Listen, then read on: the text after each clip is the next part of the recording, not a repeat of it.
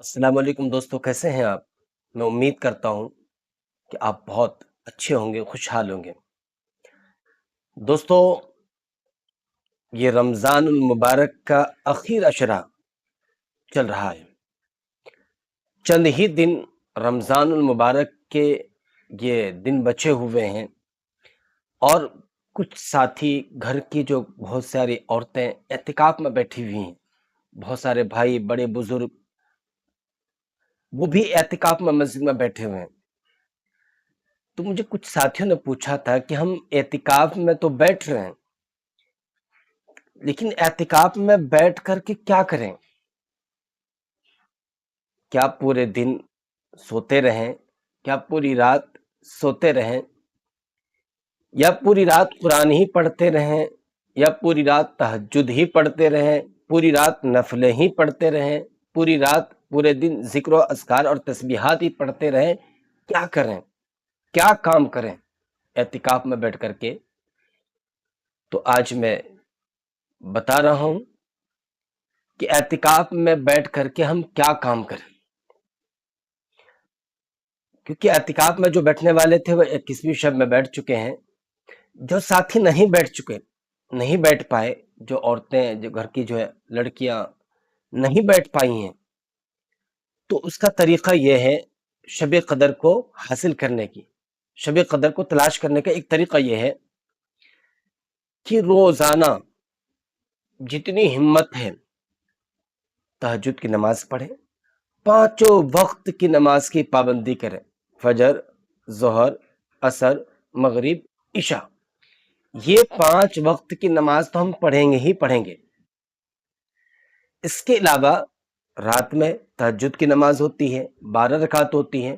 कोशिश करें कि 12 ही पढ़ें, लेकिन अगर हिम्मत नहीं है तो कम अज कम 4 रकात तो जरूर पढ़ें। इसी तरह जितनी हिम्मत है कुरान की तिलावत करें, कम अज कम 1 सिपारा जरूर पढ़ें। तस्बीह पढ़ें इन रातों में, शब कदर की जो रातें हैं, शब कदर की रातें ताख़रातें हदीस में वारिद हैं। 21वीं, 23, 25, 27 और 29, ये ताक रातें हैं, वित्र रातें हैं, जो शब कदर की रातें हैं। तो इन रातों में हमें उठ करके अल्लाह से लौ लगाना है। खास इबादत रात में भी करनी है, लेकिन दिन में भी हमें करना है। ये ना हो कि पूरे दिन हम सोते ही रहें।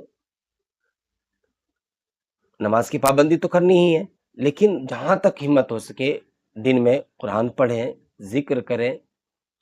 और अच्छी किताबें बहुत सारी रखी होती है मस्जिद में या घर में, उन किताबों को भी हम पढ़ सकते हैं। सीखना सिखाना भी हो सकता है, पढ़ना पढ़ाना भी हो सकता है।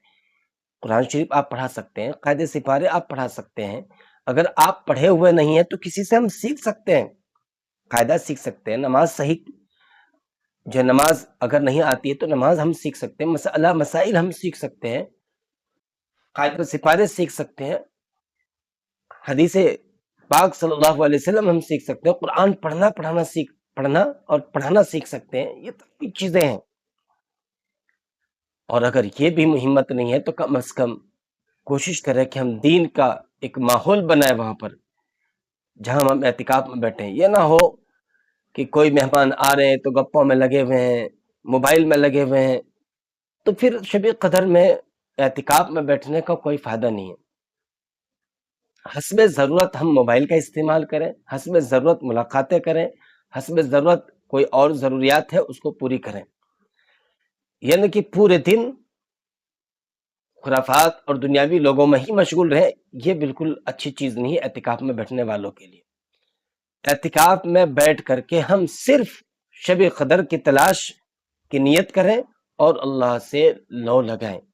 अगर हम इस तरह से दसों के दसों दिन काट लेंगे, गुजार देंगे, तो अल्लाह ने जो बशारतें दी हैं, खुशखबरी दी है कि इंशाअल्लाह वो खुशखबरी हमें ज़रूर मिलेगी, बशारतें हमें ज़रूर हासिल होंगी।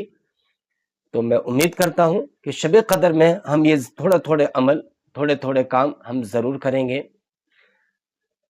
जज़ाकुमुल्लाहु खैर।